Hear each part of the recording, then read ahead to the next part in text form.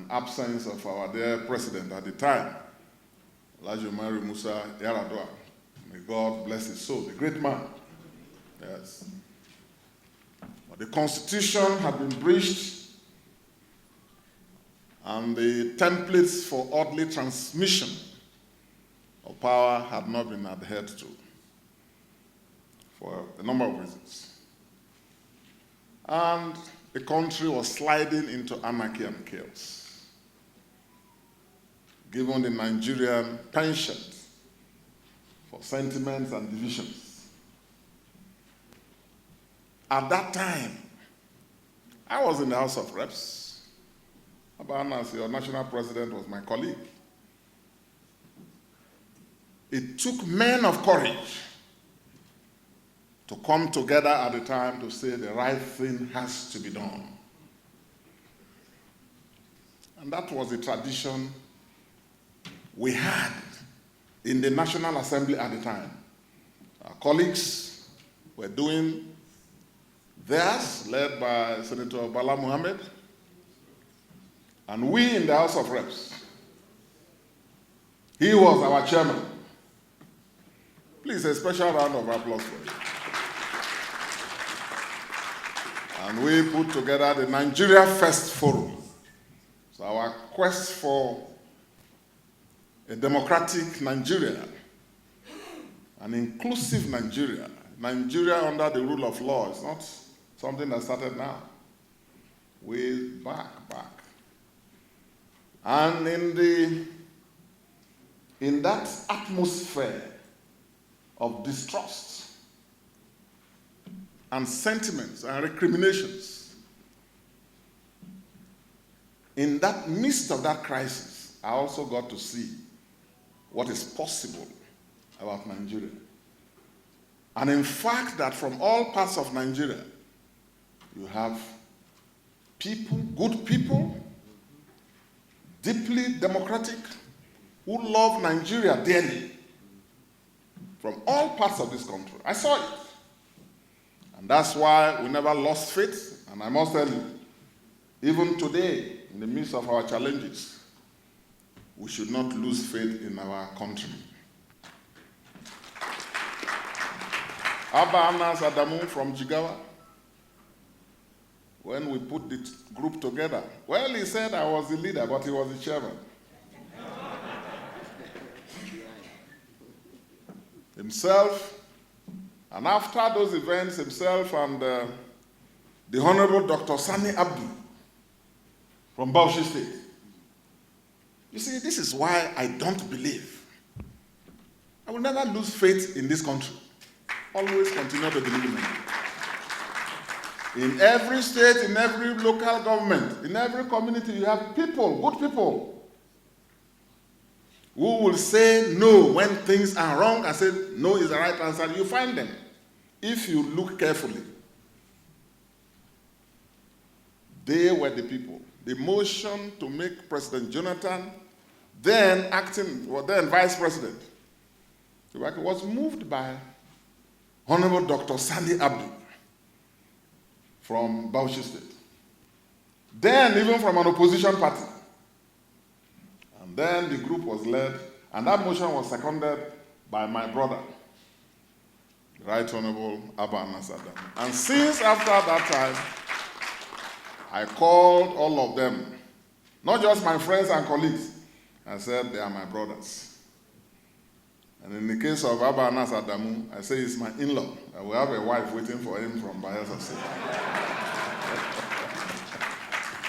So, my dear friends, that's a celebration of the uniqueness of our nation. The diversity of our nation should not be an impediment to our greatness. No, it's a stepping stone. We are one of the greatest nations. And it's not for nothing that our founding fathers adopted this national anthem that has the old one we used to sing, which has now become the new one. When it says, though tribes and tongues may differ, one brotherhood. And it concludes with what is clearly the best national prayer we have not adopted yet. The third stanza, the last stanza. When it says, "O God of all creation, help us to build a nation where what? No man is oppressed. And so, with peace and plenty, Nigeria may be blessed." Great hopes during the founding of our country. We can have conversations and debates and disagreements about whether those lofty ideals have been met. But that's a conversation for another day. But we've made some progress.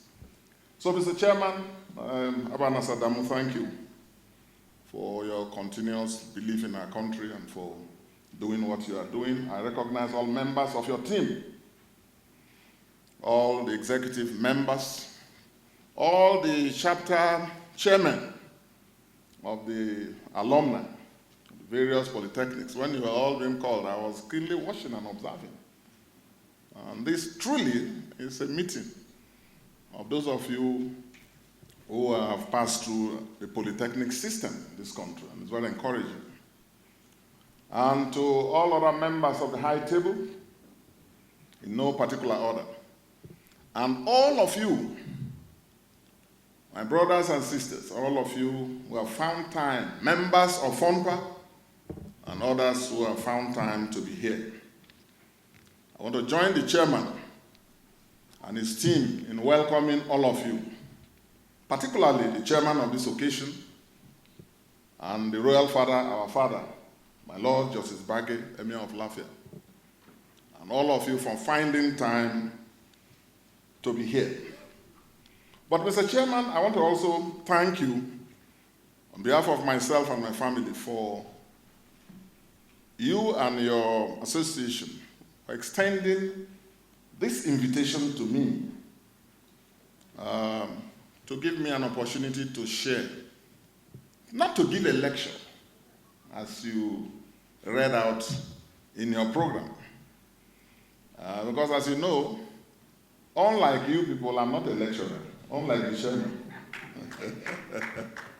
And from a summary of my biography, you have also noted that I've been a servant of the law all through. Police officer at 19, and all the way to becoming a lawyer and becoming Attorney General of my state, and thereafter becoming a two-term member of the House of Representatives, and becoming a governor, two-term governor of my state, actually the first to complete 2 terms. And now two-term elected senator of my district. So it's either I've been an enforcer of the law in my younger days in the police, who later on became a lawmaker with the national chairman as my colleague. And then I went back to administer the law. And then came back to the Senate where, again, I'm making laws. In none of these, I've not taught, I've not lectured. Even though lecturing was one of the things, as a young man, I desired to do. I thought I would end up as a senior advocate and a professor of law. But here am I. But that's a story for another day. So I've come here just to share some thoughts with you, all of you, and not to give a lecture, and which again, not being a lecturer, I'm not here with any lecture notes or with any prepared speech. I'm here to share thoughts, not on things that you don't know, but just to share thoughts on common themes and ideas that we all have. And especially those of you who are lecturers, who are experts in this area. You have had these ideas far more. You are more experts in this field than I am. But when you talk about education, and particularly the role of technical, vocational education, education is a matter that affects all of us, and which is where I would like to start.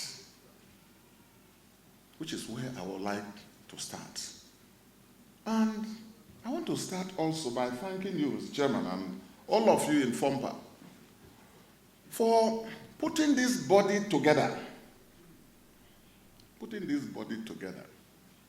So that by so doing, you have a platform by which you share ideas on your experiences, and then be in a position to influence what goes on and to engage those that matter.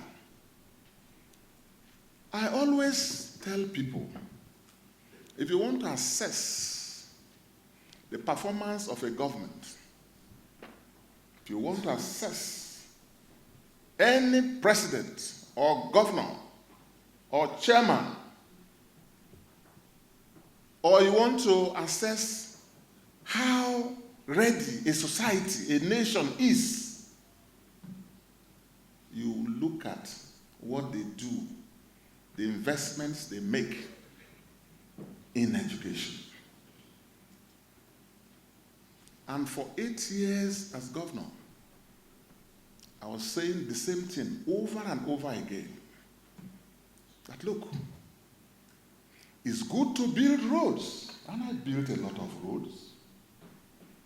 It's good to build bridges, and we built a lot of bridges. In fact, we can't stop building bridges. And guess what? Anybody who sits in an executive position and there's money, one of the easiest things you do is to award a contract for building of roads and bridges, isn't it? Yes. But if you want to know, if you want to assess the depth of understanding of a leader, president, governor, or anybody, and the understanding of that person in terms of development, both immediate, medium term, and especially long term, you ask, what is the person doing or proposing to do in education? Because a society that wants to be at peace with itself, the leadership of that society must envision it and create and make the investments in education. Any society that is beleaguered, as we are currently, and as we have been for some time, insecurity, crisis, banditry, militancy, all of this, my dear friends, when you trace it, yes, people can bring in sentiments, religion, ethnicity. No. The main cause, when you trace it correctly, the main cause is insufficient investment in education. Insufficient investment in education.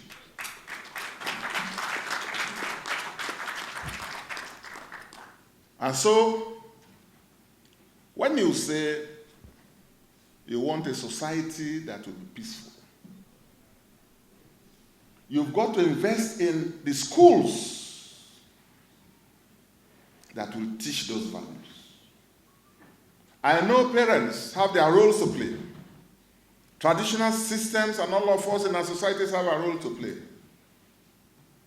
But the major person, the major institution, the major people to push this agenda, the state levels is the governors, at the national level, the president. And this is why in our constitution, understandably so, the subject matter of education is in the concurrent list. It's in the concurrent list. State governments are free to formulate educational policies, as I did, to address the challenges and create the societies that they envision for themselves. If you build primary schools and you put measures in place where people are enabled and sensitized to attend, and you build secondary schools where people deepen their knowledge and get ready for professional education at the tertiary level, and you make the right investments at the tertiary level with scholarships, tuition support, and all of that, then we know you're trying. Because it is investment in education and the policies you push consciously that will deprive these other tendencies from having the normal pool from which they recruit. For example, when I became governor in one state, 2012, on my inaugural day, the most important statement I remember, one of them, and I was very clear about what I was coming into government to do,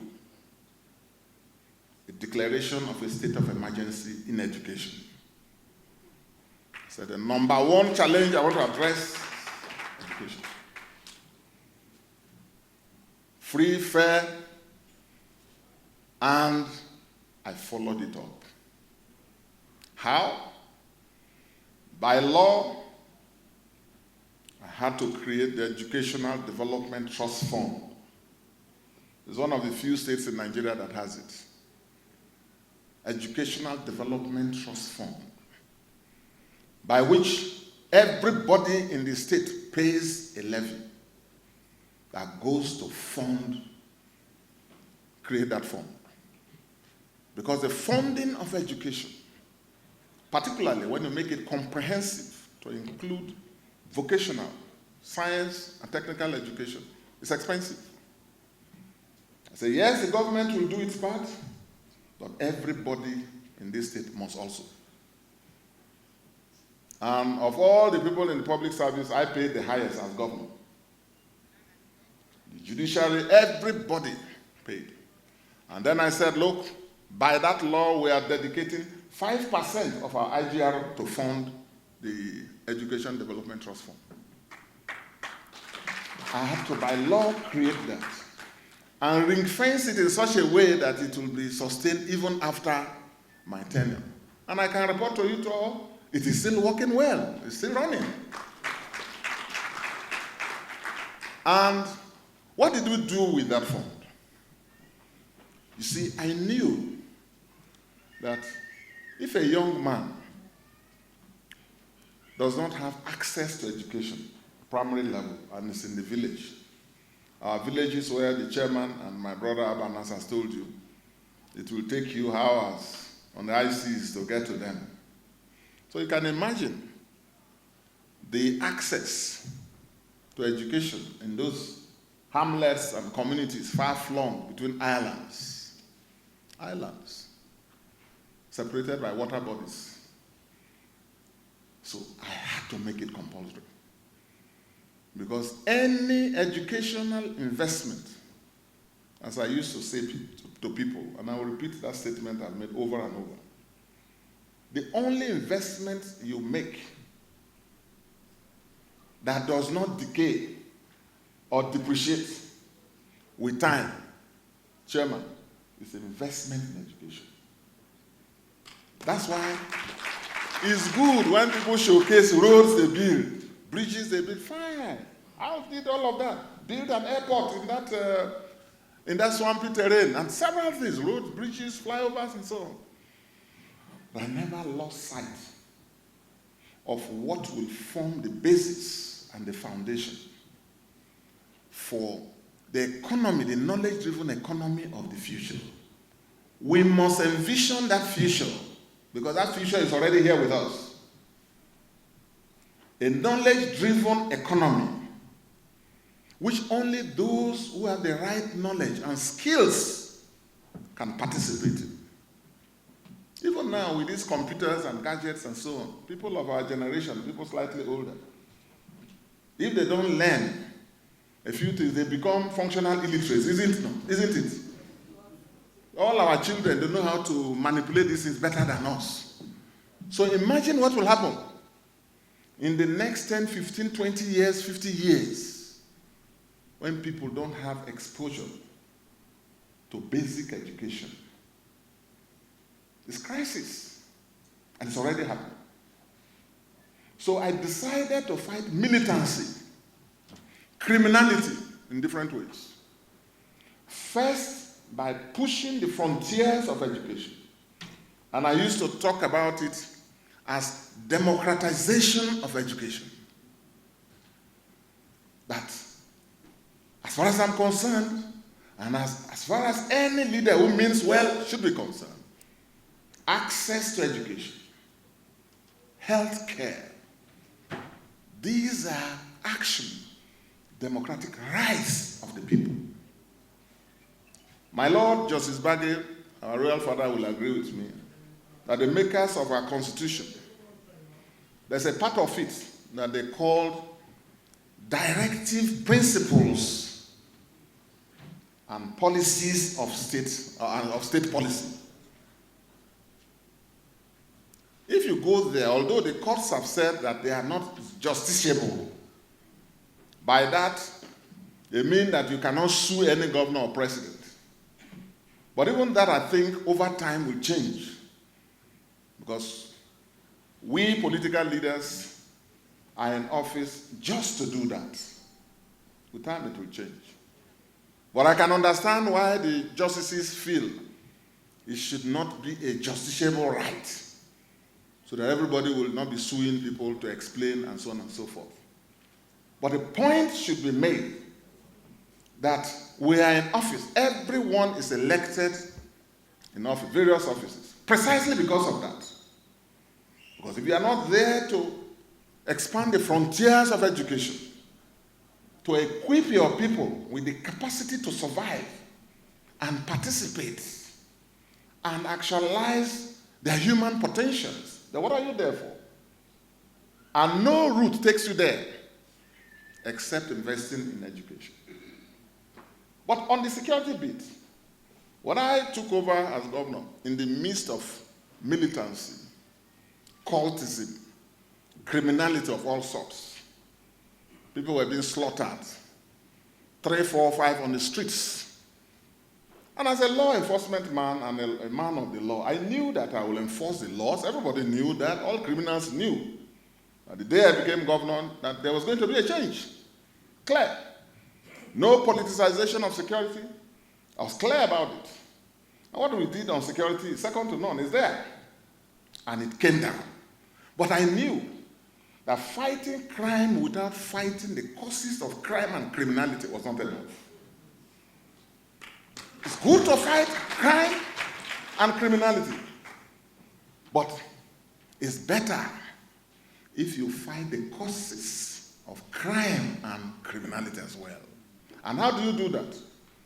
Number one route is investing in education and depriving those antisocial groups and tendencies from having a pool of young, impressionable people from which they can recruit. So when I took over and I was dealing every day with militant camps, kidnapping old people, including my own late mother. Oh yes. I was in the House of Reps, and my own mother was kidnapped. And I drove down here myself. Spent about a week going from street to street as a policeman, put on my hat of a police officer, trained detective. And we rounded all of them up and brought my mom from the forest. And so they know, even the criminals knew when I became governor. They know my antecedent. They know my zero tolerance policy on law and order. Nobody comes near law and order. Not even me or anybody. And it's clear. No interference with the judiciary, no interference with the police, and they must all do their job. And I will tell them, my job is to support you. Tell me what you need, but you must do your job.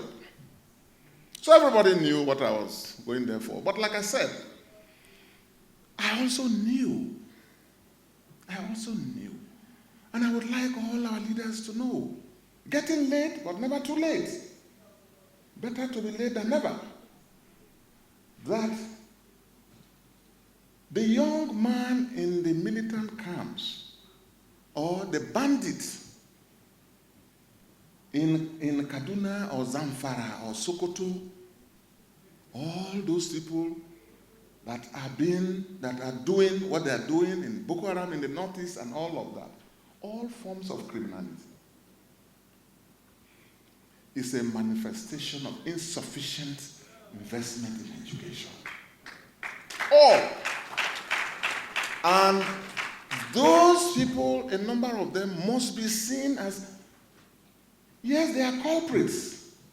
But you see, if you look at the root causes carefully, they are actually victims of the state itself, state failure.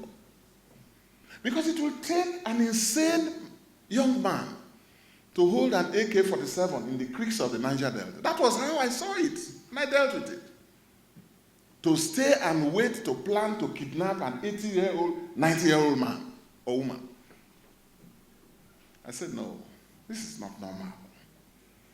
First of all, most of them are on drugs, and so are all these bandits and zealots wreaking havoc on this country and on their communities. First of all, deprived of education, and therefore not even enabled to understand the full extent and the consequences of what they do and the extent of their own potentials. Their own potentials. Victims of the state. Take, for example, this issue of out-of-school children, which is a major national menace. I spoke about it last month or so on the floor of the Senate, where I called for the Senate to inform the President and the Executive Branch and get all stakeholders in one room and with the governors and deal with it. In the northern part of this country, you have it in the manifesting as the Al-Majiri syndrome. But let me tell you, you are not alone in this. It's all over Nigeria. It's just that in other parts of the country, you are not seeing them doing the way the Al-Majiris do in the north. Others manifest it in other deadly forms.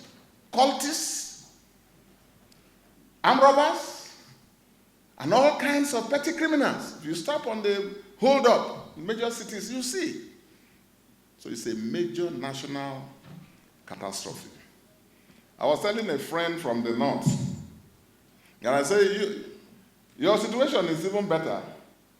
At least most Al-Majiris are educated in Islamic education. There are others, school dropouts. They know no traditional education, nothing about customary education, nothing even about the English Orthodox education, nothing. And yet, the leadership, we believe that all is well. We are not aware that our societies are sitting on a keg of gunpowder.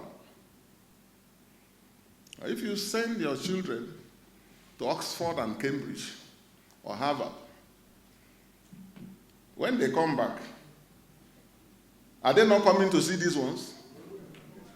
So this is why investing, my dear friends, the first challenge is for leaders to understand the role of education in transforming societies.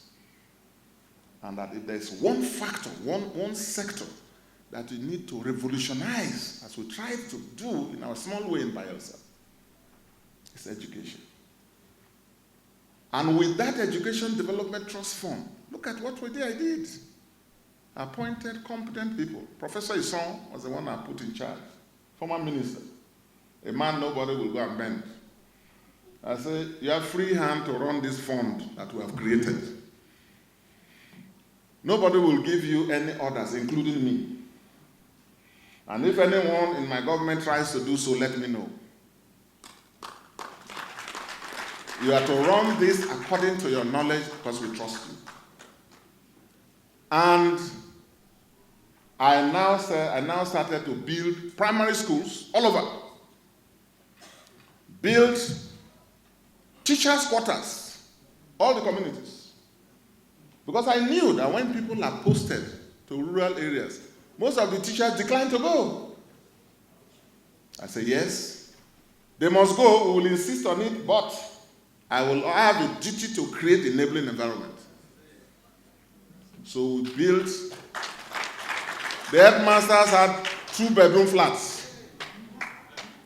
The headmaster has a 2-bedroom flats. And then the other teachers had 1-bedroom flats.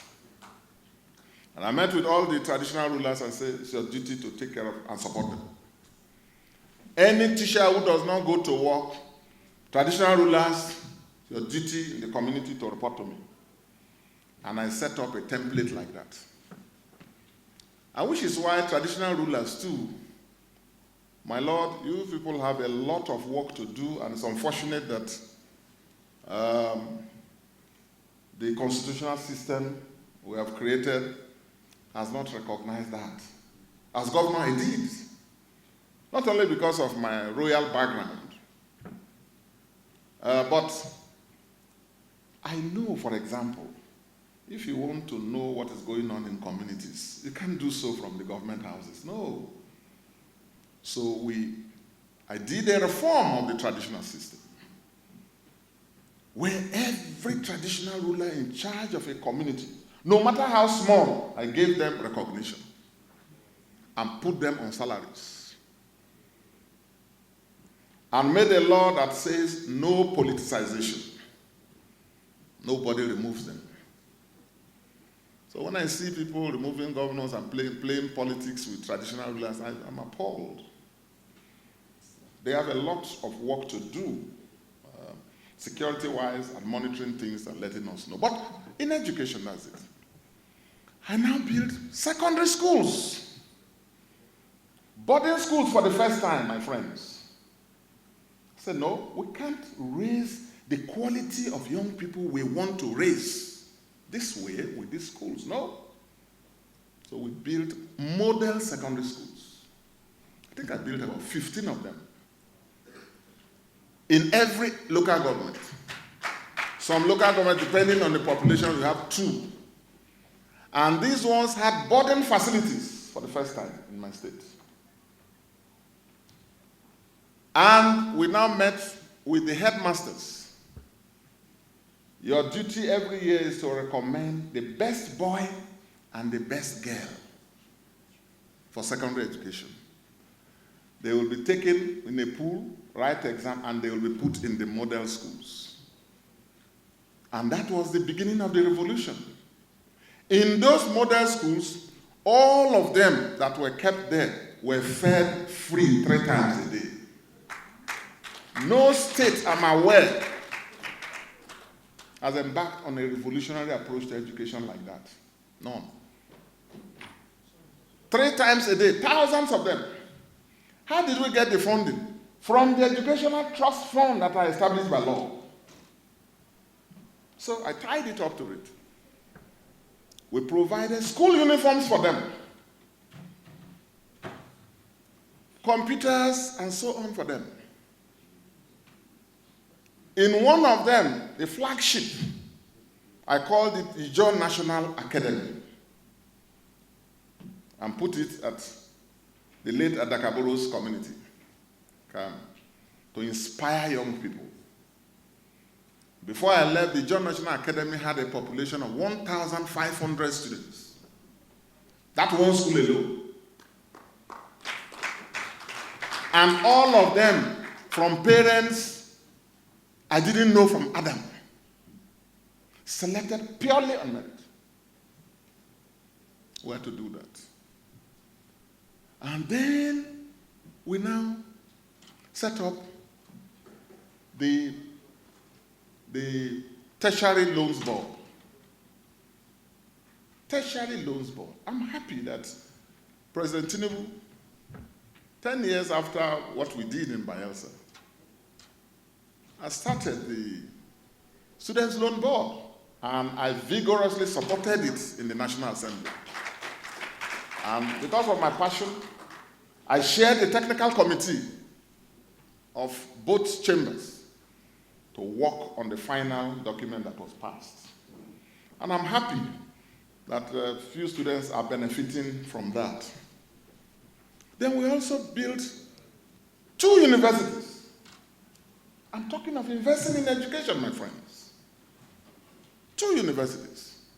The University of Africa, the Bayelsa Medical University, supporting the existing Niger Delta University, building the Bayelsa Polytechnic at Alibri. We also built a polytechnic, built a college of education, training of teachers. Built, because while we do this formal education, which is where you come in, and I will talk about it later, the skilled manpower development program, which is anchored on you, is equally important. No one is more important than the other.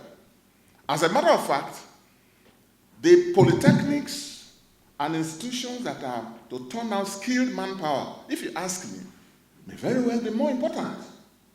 Because what is the purpose of education if it's not useful?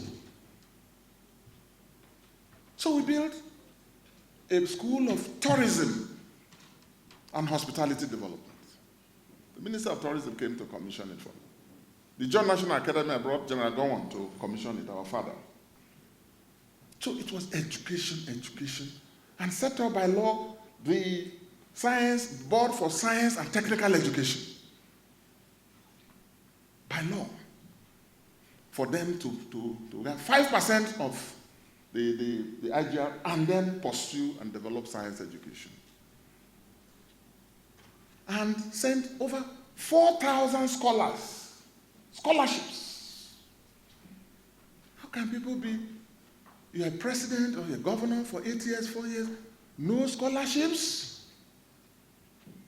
So where is the deliberate effort to build the leaders of tomorrow? To build the captains of industry? To build those who will transform our societies in different ways? So that's what I mean by, so it's comprehensive. Now, funding challenges, yes. The challenges are there, but if we do all of this, you see, like all of this we did, it deprived the young people, those who would have been militants and so on, in their communities. We are taking them out into the various modern schools, which my successor is also running from the fund. Because I've done the forward thinking and made the sacrifice. At labor opposed, I insisted. That's what I was doing was right. So not only must there be vision, there must as well be courage to execute the vision. So I set up those templates and fought. Just as I set up the insurance, the state insurance scheme, by law, with 5% funding from IGR. The same thing we did in education, we did also in healthcare.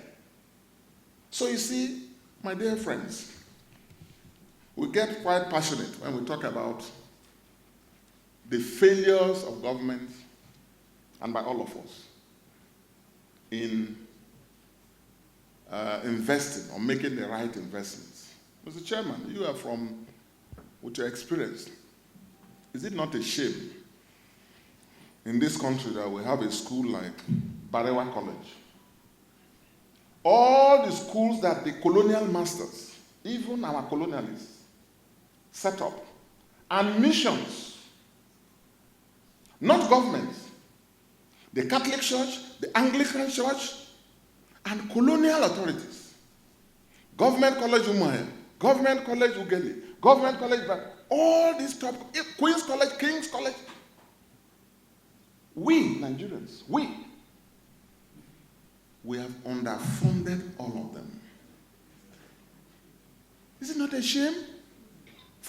Even for a school like Barawa College, which has produced over 6 or 7 heads of states and presidents of this country. Biggest, one of the areas, my dear friends, we have let this country down, leaders of this country, different levels, have let this country down, this area of education. And if you fail a society by not investing in education, what are you looking for? You are breeding criminals. You are looking for crisis. You are looking for banditry and criminality and militancy. So he who sows the wind should be prepared to reap the whirlwind. That's part of what we are going through. Those who had those ideas, colonial masters and our leaders, founding fathers of this country, when they started this country, they were not stupid when they were building and maintaining these schools. The late Sadana knew what he was doing when he was supporting this one. Awolowo was doing the same. Zik and Okpara doing the same. And all over Nigeria. They were investing in the right things to create a stable, progressive, and productive society. Because it's either you build schools, my dear friends, or, you know what? You build prisons. Did you hear that? He who fails to build schools, he who fails to invest in education, should better be prepared to build what? Prisons.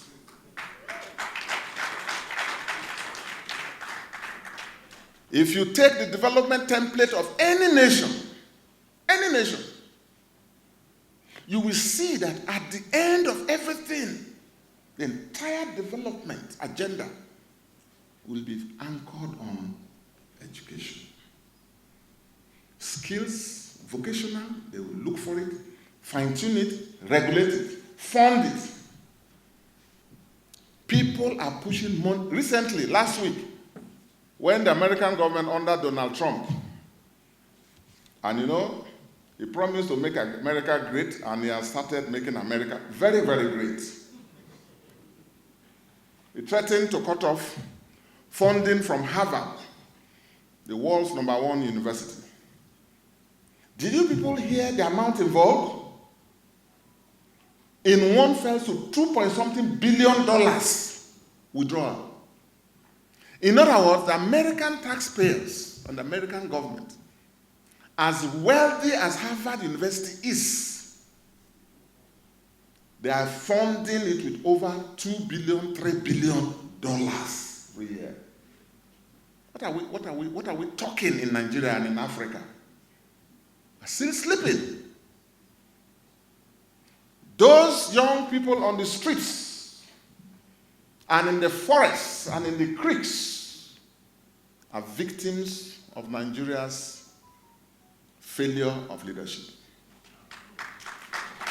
I agree with you, they are committing crimes, but we are not addressing the root causes of crime and criminality.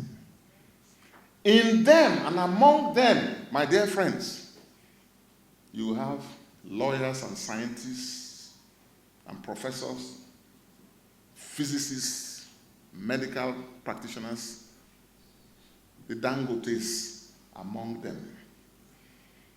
Undiscovered, unnoticed, and not enabled to actualize their potentials. All we do is government for the elites, by the elites, and no one cares. And The other day I spoke on the floor of the Senate again. And I know for the next 2 years they are tolerating me, and they will continue to tolerate me and hear these views. Because someone must tell these truths, isn't it? Yes. So even these headsmen carrying cattle, trekking from Sokoto to Bayelsa, do we know what we are doing to this psyche of these people? A nation that is consumed in sentiments and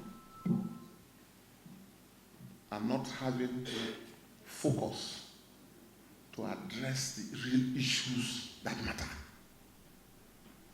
Simple. You ranch, you build ranches. In Bayelsa, when this was coming up, I said, no, we can't allow an armed person, whether you are headsman or not. Even you are from this state, you are armed, we arrest you. We build a ranch. You have a cattle, you have freedom. This is Nigeria, you can be anywhere. But you must comply with the laws. Take your cattle to that place. We will build a market there for you. We will build a clinic there for you, veterinary clinic. I will build, and I did all of that. Put water there. So you've got a right to do your business, but don't commit crime. But the way forward is to also build schools in those places. Quranic schools, because that's legitimate education. Arabic education is valuable education. If we equip them with Islamic Arabic education and also English education, they are better prepared even for life. No one should go at the expense of the other.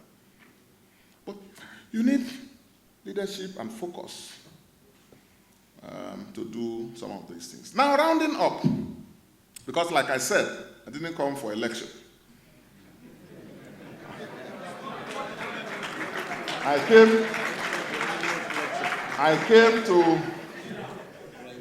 came to engage with you and to share some perspectives about how we can begin to make the adjustments that will give us a more stable and a more productive Nigeria for all of us. So, back to where you function, which is technical education. Why did I set up a polytechnic? There were universities. But polytechnics are so important because it is at that level that you incubate, you fine-tune and incubate both the practice and the production of middle-level technical manpower. And also manpower that can begin to drive development and industrialization. If we don't have our polytechnics well-funded, well-equipped, well-enabled, our dream of technological advancement will always remain a mirage. It must be anchored on you, those of you practitioners in the colleges, in the polytechnics. And those who started this country, who started establishing this polytechnic, they knew what they were doing. They didn't just set up Kaduna Polytechnic for nothing, or Aushi Polytechnic, or this polytechnic or that polytechnic. There was a purpose. And the purpose was to produce technical manpower. Technical manpower. University education is highly academic. You can acquire technical skills there as well as academic, but the polytechnic education is more rugged, practice-oriented. It's based on skills development. And we have failed to invest. I'm not sure there's any polytechnic now that has modern workshops. And we are not surprised, therefore, that in this country, even if you want to build a house, I hope you all know that most of your builders are coming from Cotonou. Yes. Huh? Yes. Can you imagine? Neighboring small countries, so, with all due respect to them, We have this massive country with massive potentials, but we leave these gaps. And until we close the technological gap, you can't really say you have a functional education system. So I commend you all for what you're doing, and we all must work together. I've just shared some ideas with the chairman of this occasion, who himself is a very experienced, he's a veteran in this field. And I say, well, don't rest. I am not a lecturer, but I'm very passionate in the field of education, because I understand the linkages it has with security, development, and all of it. Working with Mr. President, Fompa, and all of you, I think that we should have a conversation as quickly as possible with the Honorable Minister of Education. And in this retreat, part of the resolutions of this meeting should be that the federal government should be called upon either to create and set up a special fund for the equipment of all the workshops to advance technological research and teaching in our polytechnics across the country. That program has to commence. It may not even be all at once, depending on the needs analysis that is done. If that specialized fund is not created, then we have to call on TED Fund. We have to call on TED Fund to create a sub-fund. I know that TED Fund is doing a lot, and which is why in the Senate we have disagreed with the bit of the tax reform on the funding of TED Fund. We have agreed, all of us, to preserve the funding of TED Fund. Because without TED Fund, most of our universities and polytechnics would have actually closed shop. Is that not so? Yes. So we have done that. We have preserved, from the reports we have made, we have all agreed, both chambers, and I'm a ranking member of those committees also, to preserve the fund. But I think that interacting with you people, and as a ranking member of the Senate Committee on Education, Tertiary Education, I will have a conversation with our committee, and maybe even have interaction with your team, and also the rectors. We need to have a meeting with the Ministry of Education, and also with TED Fund, because we oversight TED Fund too, so that either the federal government creates specialized funding for polytechnic education, equipping, and then the motivation of the lecturers and staffing and all those issues, or we get TED Fund to create some money every year. But like I said, we know what TED Fund has been doing. But you see, what you call a school, a university, or a polytechnic is not a fine building. It's not enough, no. It's not enough. We have to talk about equipping of the workshops and the other facilities. And then the training and retraining of the lecturers, you people like a chairman of occasion. They are the veterans. They will organize it. Those who will teach people on welding, underwater welding, fabrication, carpentry. And look at the huge industry we are missing out in our own country. If you want to do any beautiful construction, it has to be welders from another place, painters from another country, electricians from another country, POP people to come and do your ceiling from another country. What kind of country have we become? What kind of country? And look at the skills that we can easily train these millions of young people to participate in our economy. But they are missing out. They are missing out. And the jobs are there. The work is there. But the skills have not been developed. So I think that's a conversation, like I said to the chairman, we should work on it. And I want to congratulate you all for putting yourself together and for keeping the flag of technological education flying, and for having this forum to have this interaction. Once again, I want to thank you all for that does not decay is investment in education. The only investment that has the capacity for transgenerational benefits is investment in education. You train one girl now, you have equipped her for life. She will marry a husband that she likes, she will be more independent. Her children will go to good schools, their own children will go. So any investment you make in educating one person is transgenerational, the benefit, and which is why all of us are here and where we are. I thank you for having me, and I wish you all